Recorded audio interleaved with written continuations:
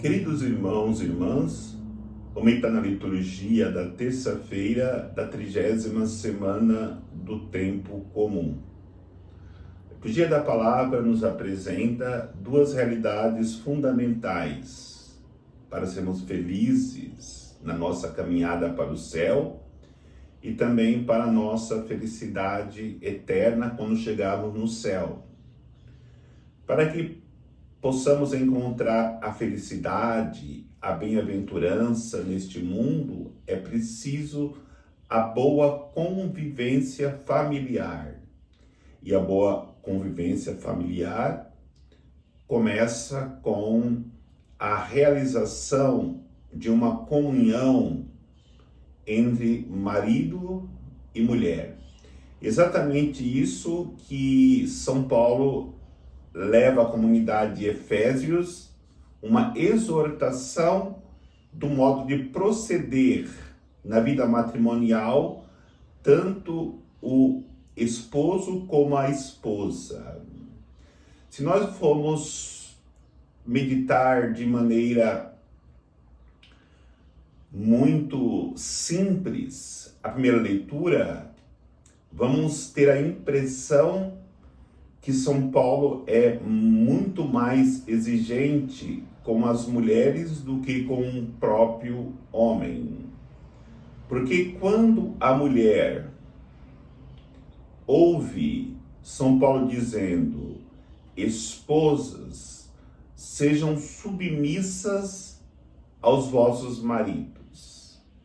Isso cria até na palavra que ele fala submissão no coração da mulher, uma reflexão. Por que sua mulher tem que ser submissa ao marido e o marido não ser submisso à esposa, já que o matrimônio é uma aliança que se faz e os dois têm a mesma igualdade.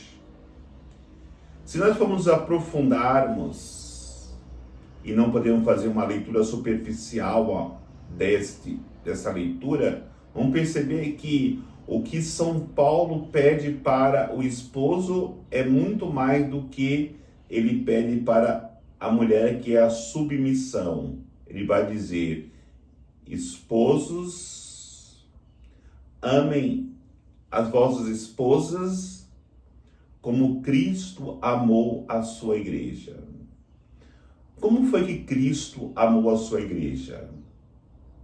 Dando a vida por ela. Então, ele pede que a mulher seja submissa ao marido e pede que o marido dê a vida pela sua esposa. Então, dar a vida é muito mais do que submissão, porque quem ama a ponto de dar a vida é extremamente submisso, porque o exemplo que temos é o próprio Cristo, que foi submisso ao Pai até o ponto de dar a sua própria vida. Por isso, entendamos, para que haja essa boa convivência familiar, é necessário que cada um assuma com muito amor e dedicação a sua responsabilidade familiar. E o Evangelho fala de outro crescimento, do crescimento do reino de Deus, que deve acontecer a partir de nós. Então ele dá o exemplo de duas parábolas. A primeira parábola é da semente de mostarda, que lançada à terra, ela cresce e torna-se uma árvore frondosa. Assim deve ser o crescimento do reino de Deus dentro de nós.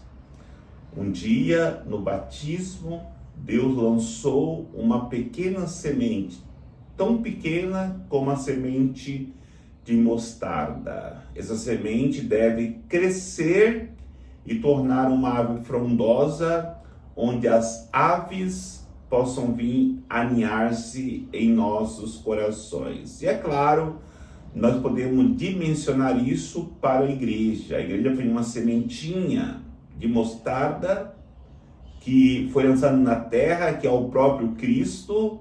Essa semente, ela morreu para dar a vida. E quando ela dá a vida, a partir dos apóstolos, e funda a igreja se torna uma árvore frondosa que pessoas do mundo inteiro vieram se aninhar debaixo dessa árvore frondosa.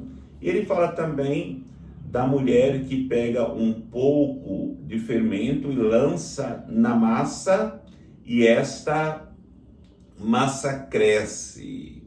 Então é importante nós deixarmos que esse fermento seja lançado na massa, que somos nós, para que possamos crescer na vida espiritual e alimentar o mundo como pão oferecido para aqueles que têm fome, e não só numa dimensão material, mas também numa dimensão que é mais importante, espiritual, alimentarmos espiritualmente as pessoas, porque a igreja, como foi a semente de mostarda, é também esse exemplo do fermento lançado na massa. Jesus veio como este fermento, se encarnando, se fazendo homem, se lançou na massa que é a humanidade, e da humanidade surgiu este pão, que é a igreja, que na Eucaristia, que tem a função de alimentar espiritualmente a humanidade. Por isso peçamos a graça de entendermos esse mistério do reino, para um dia, quando chegarmos lá, não seremos mais pão para alimentar, mas seremos alimentados eternamente por Deus, pela nossa fidelidade, no nosso compromisso com o reino de Deus, principalmente com as pessoas, para que elas encontrem a salvação. O Senhor nos abençoe, em nome do Pai, do Filho e do Espírito Santo. Amém.